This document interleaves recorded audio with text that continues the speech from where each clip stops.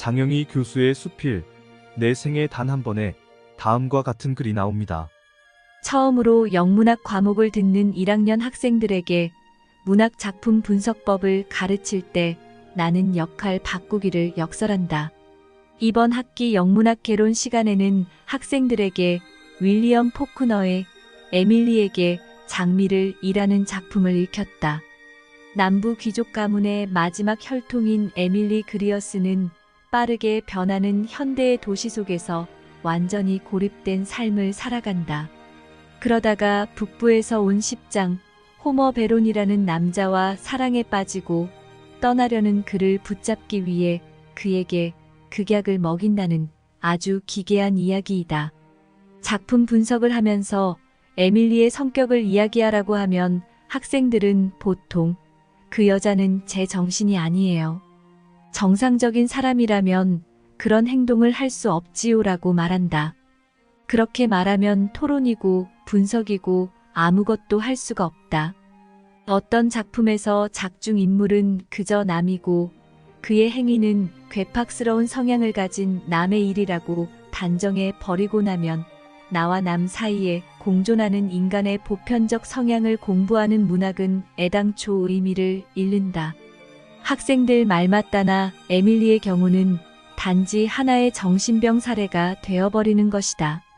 그럴 때 역할 바꾸기를 통해 스스로 에밀리가 되어보라고 하면 학생들의 관점은 달라진다. 에밀리는 가문의 전통을 지키는 귀족이기 이전에 사랑하고 싶고 사랑받고 싶은 하나의 인간이지요라든가.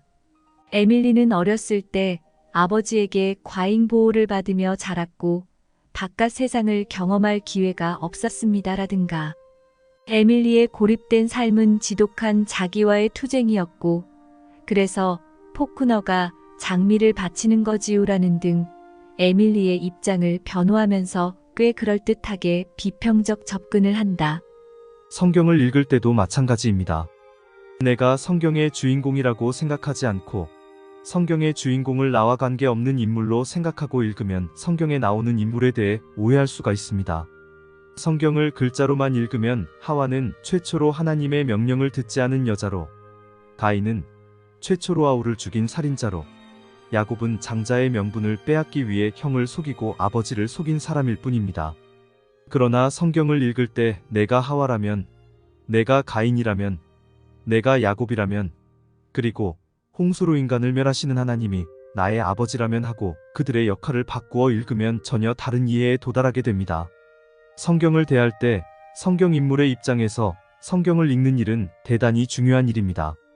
이제 야곱의 입장에서 당시 상황을 그려보겠습니다. 손이 귀한 집의 쌍둥이 형제는 가문의 축복이요 경사였습니다. 에서와 야곱은 손이 귀한 집에서 환영을 받으며 자라났습니다. 문제는 이삭은 에서가 사냥한 고기를 좋아하므로 그를 사랑하고 리브가는 야곱을 사랑하였다는 것입니다. 정말 이삭 집의 장자권 문제가 고기를 좋아하는 아버지와 조용한 아들을 좋아하는 어머니 사이에서 일어난 문제일까요? 야곱은 조용한 사람인 고로 장막에 거했다는 말씀에서 조용한으로 번역된 히브리어 탐은 경건한 또는 완벽한이라는 뜻입니다. 다시 말하면 야곱은 경건하면서도 빈틈이 없는 사람이었습니다. 에서가 들 사람이 되었다는 말은 단순히 집안일에 관심이 없었다는 정도의 말씀이 아닙니다. 에서가 40세에 헷족속 부에리의 딸 유딕과 헷족속 엘론의 딸 바스맛을 아내로 맞이하였다는 말은 에서가 순수한 혈통에 관심 없었다는 이야기일 수도 있고 에서는 하나님만 의지하지 않는 정치적인 사람이었다는 뜻도 될 수 있습니다. 약육강식하는 세상에서 살아남기 위해선 하나님이 아니라 이웃 부족과 혈연 관계를 맺어놓는 것이 현명한 일이라고 생각했다는 뜻입니다. 짐승이 온종일 먹이를 찾아 헤매듯이 인류도 온종일 먹이를 찾아 헤매던 때가 있었습니다. 그런 시대엔 먹이를 찾아 활 하나를 메고 산으로 들러 다니는 남자가 상남자였습니다.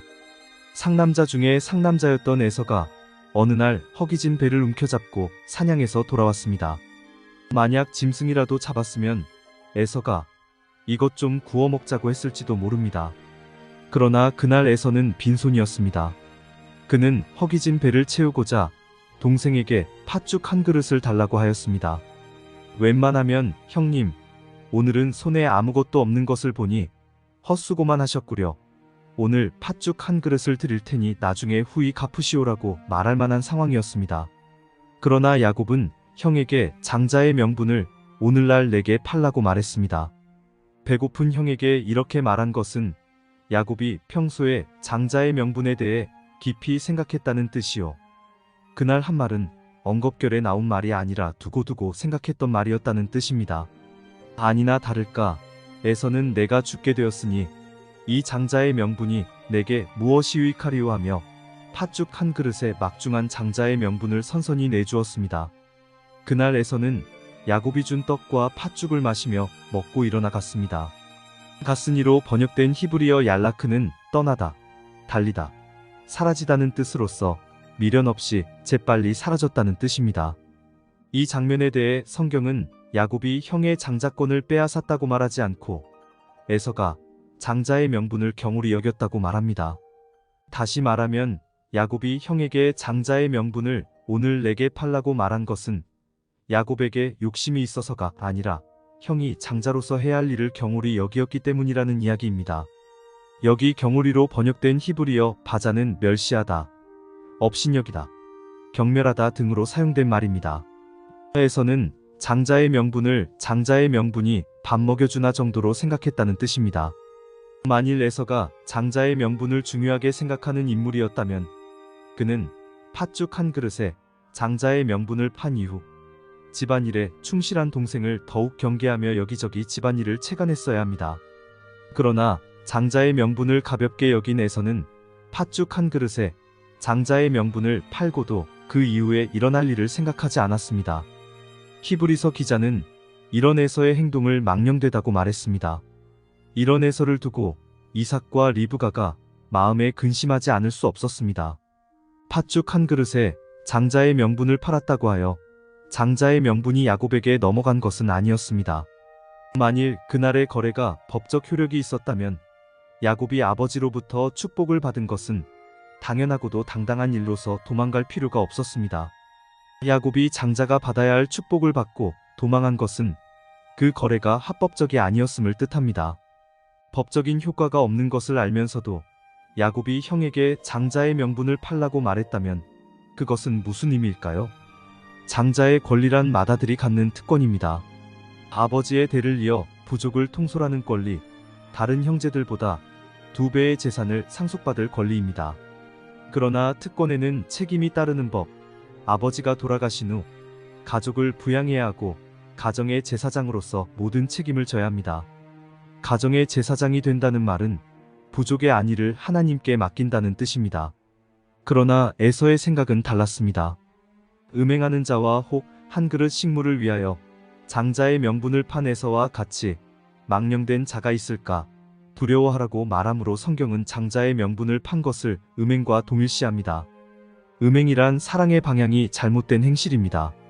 사랑해야 할 하나님을 사랑하지 않고 세상을 사랑하면 음행입니다. 에서가 쉽게 장자의 명분을 아우에게 내준 것은 부족이 살아남기 위해 하나님만 의지할 수는 없다고 생각했기 때문이었습니다. 그것을 히브리서 기자는 음행으로 본 것입니다.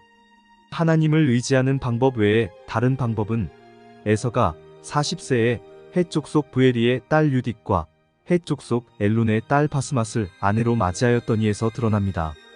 아브라함과 이삭이 이민족 틈에 끼어 살아남는 일은 쉽지 않았습니다. 우물을 파면 우물을 빼앗기고 아내가 예쁘면 아내까지 빼앗길 수 있는 환경에 노출된 삶이었습니다. 특히 흉년이 들었을 땐 지방 부족장에게 양식도 구해야 했습니다. 그런 상황에서 에서는 부족의 살 길을 정략 결혼해서 찾았습니다. 그래서 에서는 헷족 속의 딸들과 결혼하여 부족의 근심을 해결하려 했습니다. 실제로 에서의 방법은 성공했습니다. 야곱은 그 후 근 100년이 지나도록 가족이 70인뿐이었지만 에서는 이방인과 섞여 수많은 족장을 배출했습니다. 자식에게 무엇을 맡기기 전에 부모는 여러 가지로 자식을 달아봅니다. 이삭과 리브가가 달아본 것은 한 부족을 이끌 수 있는 능력이 아니었습니다. 그들의 근심은 에서가 취한 이방 여인들에 대한 근심이었습니다. 야곱과 에서의 이야기를 이해하는 키워드는 근심입니다. 에서가 이방 여인을 아내로 맞이할 때 이삭과 리브가에게 있었던 근심은 히브리어 모라인데, 이 말은 쓰다는 뜻으로서 아말렉 사람들이 다윗과 그를 따르는 자들의 근거지인 시글락을 쳐서 여자들을 잡아갔을 때 다윗을 따르는 자들이 슬퍼서 다윗을 치려고 할 때 사용된 말하르와 동조어입니다. 이삭과 야곱의 근심은 그냥 수동적 근심이 아니라 모든 것을 뒤엎고 싶은 심정의 근심이었다는 말입니다. 에서가 이방 여인을 아내로 맞았는데 왜 이삭과 리브가가 크게 근심했을까요? 에서가 이방 여인을 아내로 맞았다는 말은 단순히 이방 여인을 사랑했다는 말이 아니라 하나님을 떠났다는 말이기 때문입니다. 어쩌면 에서가 이방 여인을 아내로 맞이할 때 이삭과 리브가는 에서에게서 장자에 대한 기대를 접었을 것입니다. 뿐만 아니라 이삭과 리브가는 큰 자가 어린 자를 섬기리라는 계시를 실천할 때가 되었다고 생각했을 것입니다. 이런 상황에서 이삭과 리브가가 장자인 에서를 따돌리고 야곱에게 축복하기 위해 모험을 감행했다고 생각한다면 지나친 상상일까요? 야곱 역시 책임감 없이 행동하는 형을 염려하지 않을 수 없었을 것입니다.